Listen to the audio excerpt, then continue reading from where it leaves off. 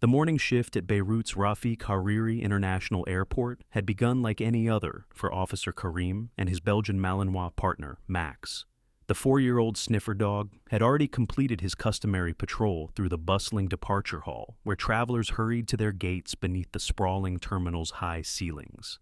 As Lebanon's only operational international airport, Rafik Hariri processed thousands of passengers daily, along with countless parcels and freight shipments from around the globe.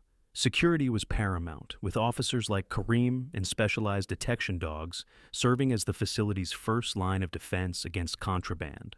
"Let's check the cargo transfer area," Karim said, guiding Max toward the section where international shipments awaited processing. The cargo area hummed with the sound of forklifts and the voices of workers managing the day's shipments. Max trotted alongside Karim, occasionally pausing to investigate a scent before moving on. This was routine. Most days yielded nothing more than the occasional forgotten food item or prohibited plant material. That changed when they reached a row of wooden shipping crates near the back wall.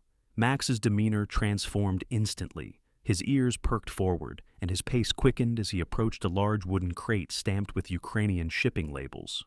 When he reached the box, Max performed his trained alert, sitting perfectly still and pointing his nose directly at the target. But then he did something unusual. He whined softly, a behavior Karim had never witnessed during their 3 years working together. "What is it, boy?" Karim knelt beside his partner, examining the crate. The wooden box measured approximately 1 meter by 1 meter by 2 meters, standard for medium-sized cargo. But Karim noticed something unusual, several small holes drilled along its length. Most cargo containers didn't require ventilation. He checked the manifest attached to the side of the crate. According to the paperwork, it contained decorative statues and had arrived from Kiev 2 days earlier, awaiting transfer to a private address in Beirut. "We need to check this," Karim said to a nearby colleague, who radioed for additional support. Within minutes, several officers had carefully transferred the crate to a secure inspection area. Standard protocol required them to treat all suspicious packages as potentially dangerous until proven otherwise. "The dog's reaction is unusual," Karim explained to the security supervisor. "Max is trained to detect narcotics, currency, and certain agricultural products, but I've never seen him respond this way."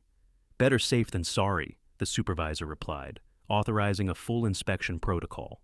The airport's explosive detection team arrived first, conducting non-invasive scans that quickly ruled out the presence of bombs or dangerous materials. Still, Max remained agitated, scratching at the floor and whining whenever he was led away from the mysterious crate. "Whatever's in there, Max is convinced it's important," Karim told his colleagues. After completing all security protocols, the team prepared to open the crate. They worked methodically, removing the secured lid and pulling back a layer of packing material. What they found beneath left even the most experienced officers speechless. 3 tiny tiger cubs, no more than a few weeks old, lay huddled together in a bed of dirty sawdust. Their orange and black striped coats were dull and matted, their eyes barely open.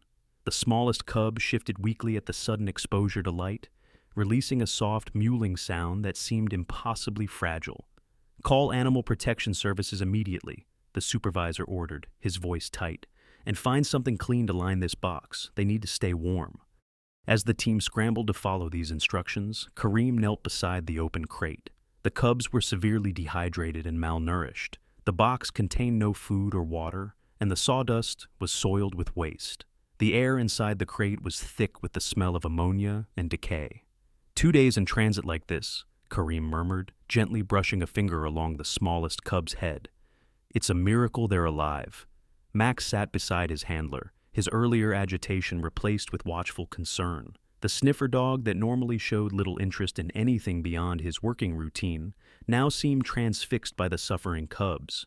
When the animal protection specialists arrived an hour later, they quickly assessed the situation as critical. The 3 cubs, 2 females and 1 male, were carefully transported to Lebanon's Wildlife Rescue Center outside Beirut. Siberian tigers, the lead veterinarian confirmed after examining them. Extremely endangered and extremely valuable on the black market. They were likely destined for a private collection. Over the following days, the investigation revealed a disturbing operation. The cubs had been part of a litter born at a private zoo in Ukraine. According to documents recovered through international cooperation, 12 cubs had been born, but the authorities could only account for these 3. The remainder had been shipped to unknown destinations across the Middle East and Asia, where exotic animal collectors would pay tens of thousands of dollars for the privilege of owning a tiger. The director of the Ukrainian facility was eventually arrested and charged with wildlife trafficking, facing a 10-year prison sentence. The transport documentation had been falsified to list the contents as decorative art pieces, with the small air holes the only concession to the living cargo inside. At the Wildlife Center, the cubs' recovery was uncertain at first. The smallest female, whom the staff named Maya, developed a respiratory infection that required round-the-clock care. Her siblings, named Tanya and Anton by the center's staff, showed signs of parasitic infection and malnutrition. Against the odds, all 3 survived. Within 2 months, they had transformed from the fragile, barely moving creatures in the crate to playful, growing tiger cubs with healthy appetites and curious personalities. The center arranged for their permanent placement at a respected tiger sanctuary in South Africa, where they would remain together in a spacious, naturalistic habitat. 6 months after the airport discovery, Officer Karim and Max received a special commendation from both the Lebanese government and international wildlife organizations for their role in the rescue.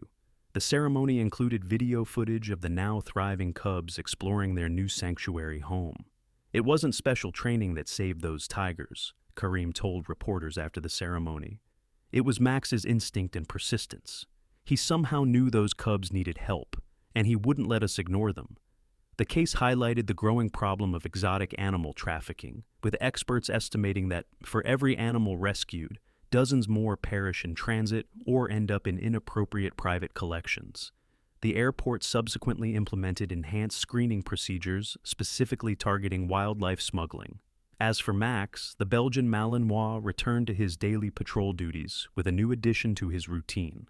Each week, the Wildlife Center welcomed him for a visit with other rescued animals, where staff noticed the dog showed particular interest in young creatures in distress, as though his experience with the tiger cubs had awakened a new purpose beyond his official duties. The story of the airport rescue spread globally, becoming a powerful symbol in the fight against wildlife trafficking. And in their sanctuary home, Maya, Tanya, and Anton grew strong and healthy, living testaments to the difference one dedicated dog with an extraordinary nose could make.